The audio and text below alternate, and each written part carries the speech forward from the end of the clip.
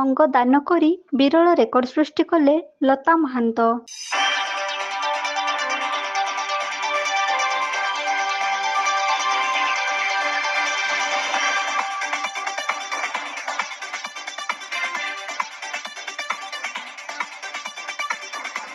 ମଣିଷ ଜୀବନ ଏକ ଦୁର୍ଲଭ ଜୀବନ।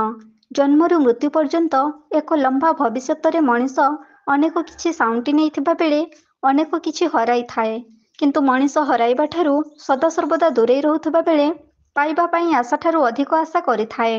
ଭିନ୍ନ ଭିନ୍ନ ସ୍ତରର ମଣିଷ ସୁନ୍ଦର ପୃଥିବୀରେ ବସବାସ କରୁଥିଲେ ମଧ୍ୟ ରୁଚି ମଧ୍ୟ ଭିନ୍ନ ଭିନ୍ନ ହୋଇଥାଏ।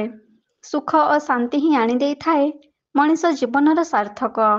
ସେହି ସୁଖ ଶାନ୍ତି ପାଇବା ପାଇଁ ମଣିଷ ସମାଜ ଅନେକ କିଛି କାର୍ଯ୍ୟରେ ସାମିଲ ହୋଇଯାଇଥାନ୍ତି।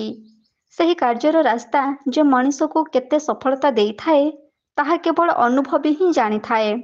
ସେହି ମଣିଷ ସମାଜର ଚଳଣି ମଧ୍ୟରେ ମଣିଷ ଅନେକ କିଛି ଆଶା କରି ମହତ୍ତ୍ୱ କାର୍ଯ୍ୟରେ ନିଜକୁ ବିନିଯୋଗ କରିଥାଏ।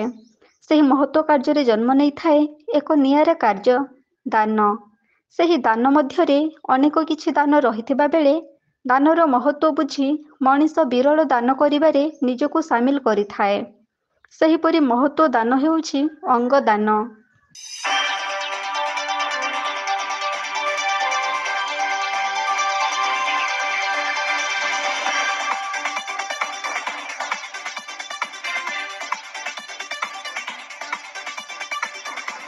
କେନ୍ଦୁଝର ଜିଲ୍ଲା ପାଟଣା ବ୍ଲକ ଅନ୍ତର୍ଗତ ଯମୁନାପୋଷି ଗ୍ରାମ ପଞ୍ଚାୟତର କଡ଼ଖମଣ ଗ୍ରାମ ଏବେ ଜିଲ୍ଲାରେ ଚର୍ଚ୍ଚାର ପରିସରକୁ ଚାଲି ଆସିଛି। ସେହି ଗ୍ରାମରେ ବାସ କରନ୍ତି କୁଳମଣି ମହାନ୍ତ ଏବଂ ତାଙ୍କ ସ୍ତ୍ରୀ ଲତା ମହାନ୍ତ। ତାଙ୍କର ଗୋଟିଏ ପୁତ୍ର ସନ୍ତାନ ଏବଂ ଗୋଟିଏ କନ୍ୟା ସନ୍ତାନର ଜନକ ଜନନୀ ସାଜି ସଂସାରର ରଥକୁ ଶାନ୍ତିରେ ଚଳାଇ ନେଇଥାନ୍ତି। ଲତା ମହାନ୍ତଙ୍କ ଦେହ ଅସୁସ୍ଥ ହେବା ଯୋଗୁଁ ଭୁବନେଶ୍ୱରର ଏକ ଘରୋଇ ହସ୍ପିଟାଲରେ ଚିକିତ୍ସିତ ହେଉଥିଲେ। କିନ୍ତୁ ଡାକ୍ତରଙ୍କ ଅକ୍ଳାନ୍ତ ପରିଶ୍ରମ ସହିତ ସୁଚିକିତ୍ସା ଚାଲିଥିବା ବେଳେ ଭଗବାନ ନିଷ୍ଠୁର ସାଜି ଲତା ମହାନ୍ତଙ୍କୁ ସ୍ୱର୍ଗଗାମୀ କରିଦେଇଥିଲେ। କ୍ଷଣିକ ମଧ୍ୟରେ ସମସ୍ତଙ୍କୁ ପର କରି ଆଖି ବୁଜିଦେଲେ ଲତା ମହାନ୍ତ। ସେ ସିନା ଚାଲିଗଲେ କିନ୍ତୁ ରଚନା କରିଦେଇ ଗଲେ ଏକ ବିରଳ ରେକର୍ଡ। ଲତା ମହାନ୍ତ ଅଙ୍ଗଦାନ କରିବାର ଦେଖିଥିବା ସ୍ୱପ୍ନକୁ ପୂରଣ କରିଥିଲେ ପରିବାର ଲୋକ। ଲତା ମହାନ୍ତ ମୃତ୍ୟୁ ଘଟିବା ପରେ ପରିବାର ଲୋକଙ୍କ ସହମତିକ୍ରମେ ଯକୃତକୁ ଅନ୍ୟ ଜଣଙ୍କଠାରେ ପ୍ରତିରୋପଣ କରି ଅନ୍ୟ ଜଣଙ୍କ ଜୀବନ ବଞ୍ଚାଇ ସ୍ୱର୍ଗତ ଲତା ମହାନ୍ତ ଅମରତ୍ୱ ପ୍ରାପ୍ତି କରିବା ସହିତ ସମାଜରେ ଏକ ବିରଳ ଉଦାହରଣ ସୃଷ୍ଟି କରିଦେଇଛନ୍ତି, ଯାହାକି ଆଜି ପାଟଣା ଅଞ୍ଚଳରେ ଏକ ଚାଞ୍ଚଲ୍ୟ ସୃଷ୍ଟି କରିଦେଇଛି।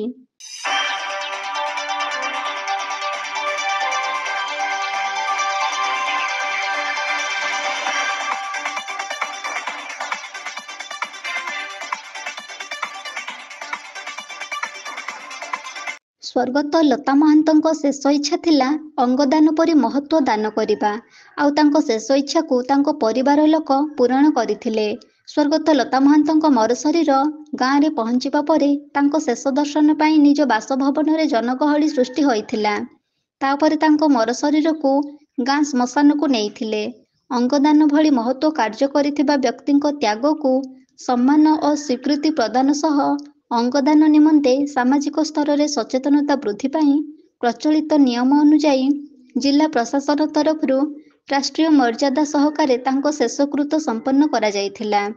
କେନ୍ଦୁଝର ଜିଲ୍ଲାପାଳ ବିଶାଲ ସିଂଙ୍କ ନିର୍ଦ୍ଦେଶ କ୍ରମେ ଅତିରିକ୍ତ ଜିଲ୍ଲାପାଳ ମନ୍ଦରଧର ମହାଳିକ ଶ୍ମଶାନରେ ଉପସ୍ଥିତ ରହି ଜିଲ୍ଲା ପ୍ରଶାସନ ତରଫରୁ ଶେଷ ସମ୍ମାନ ପ୍ରଦାନ କରିଥିଲେ।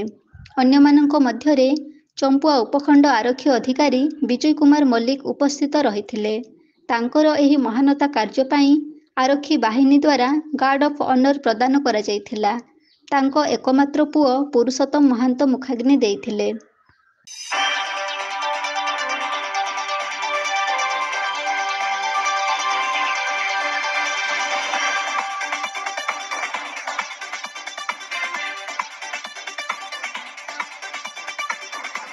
କେନ୍ଦୁଝରରୁ ଦେବାନନ୍ଦ ମହାନ୍ତଙ୍କ ରିପୋର୍ଟ, এবি ନ୍ୟୁଜ।